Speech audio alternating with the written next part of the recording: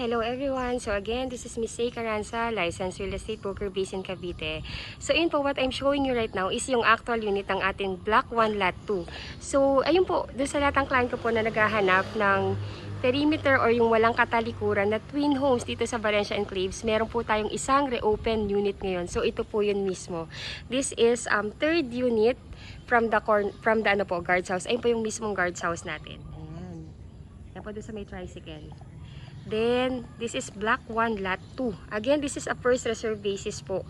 So, ayun po, expect po natin pagka-upload ko po nito, within 24 hours, sigurado po marireserve po ito. Kaya, if you are one of those client po na nag-aabang ng unit dito sa Valencia Enclaves, this is your chance.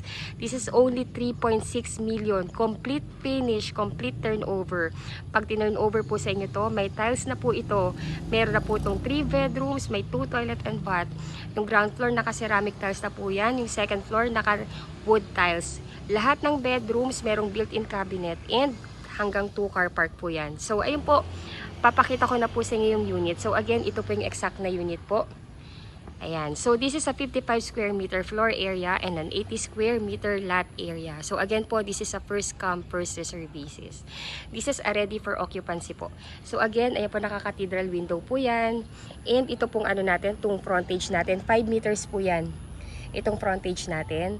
Then, kung ano po yung nakita ninyong actual na design and color, ito na po mismo yung unit. Ayan po, so may mga bricks na rin po yan papunta dito sa ating main door. Ayun, so para makita ninyo, again, Block 1 Lot 2. Ayan. So, ayan po. Ikutin natin.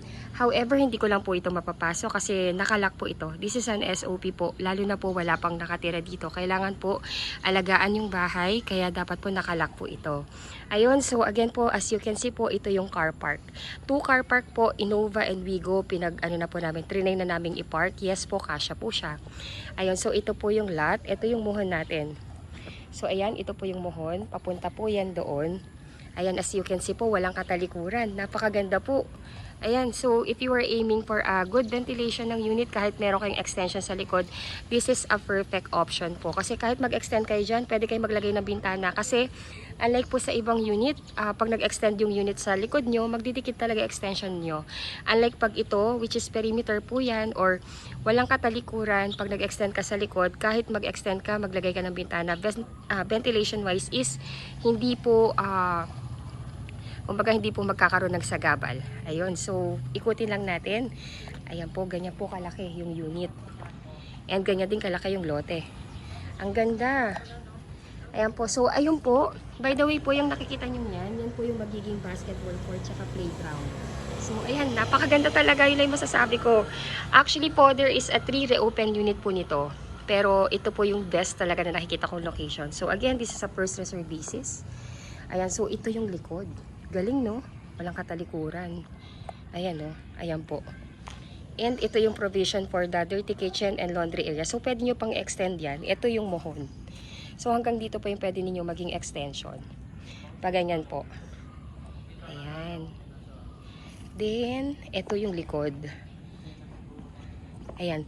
Kung hanggang nakita nyo po to, mga 3 meters po yan from here going dito. So, pwede nyo po talagang i-extend yan. Kung ayaw ninyo yung kitchen nyo nasa loob, gusto nyo ilabas, you can do that po kasi napakaluwang po nito. This is 3 meters. From there po sa wall hanggang dito, 3 meters po yan. Ayan. So, ito yung ating provision for the dirty kitchen. Ayan po. So, medyo madumi lang po pero don't worry kasi pag tinurn over naman sa inyo yan, lilinisin po yan. And ilalagay yung picture. Yung mga pictures lang po, like yung ano ba yun, yung gripo, hindi pa lang po talaga yan nilalagay para hindi po siya maluma. Ayan po. So, meron na rin po yan dito para sa faucet or gripo. Then, for the ano po, electric. Ayan. Then, ito yung likuran. Ito po yung kitchen counter. Ayan po. Please watch my full vlog po. Isisingit ko po dito yung actual na turnover. Ito po kasi nakalaki yan. Talagang nilalak po ito. Para po for the security and dapat mapaalagaan yung ating bahay. Kaya SOP po talaga yan na dapat nakalak po yan. So again, ayan po yan. Ang ganda nito. First come, first reserve po tayo dito ha. Again, I believe within 24 hours upon uploading this unit, I'm sure marami na pong mag-text sa akin na gustong i-reserve tong unit. So again, if you want to reserve the unit po, kindly message me lang po na gusto nyo na i-reserve yung unit para kukunin ko yung email address ninyo para ma-email ko po sa inyo reservation form and yung complete list of requirement para po at least ma-attach nyo rin po yun. Then yung reservation fee po, through online reservation po tayo, ibibigay ko po sa inyong bank account ng aming sales officer para ma-deposit nyo po din yung reservation fee. And ayun po, maipasing rin sa amin yung reservation form. And magre-resibo po yung ating sales officer. Please watch my full vlog po. Ibibigay ko po sa inyo yung complete details how to reserve the unit. So ito po yung basketball court natin. Basketball court po natin tsaka playground. Ganyan po siya kalaki din.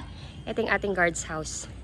Ayan. So this is the community na. Actually po marami nang nakatira dito. Ready for occupancy na po ito. Ayun. So again, if you are new to my channel, please don't forget to subscribe and hit the bell button found at the lower right of this video screen. Again, I'm Miss Caranza, licensed real estate broker based in Cavite, and I have one desk agent na nag-admin din ng aking YouTube channel na si Miss Ella de la Cruz. Ayun po. So, thank you so much for watching and bless you all po. Please watch till end po. Isasama ko po dito yung complete vlog po. Thank you, thank you. Bye-bye po.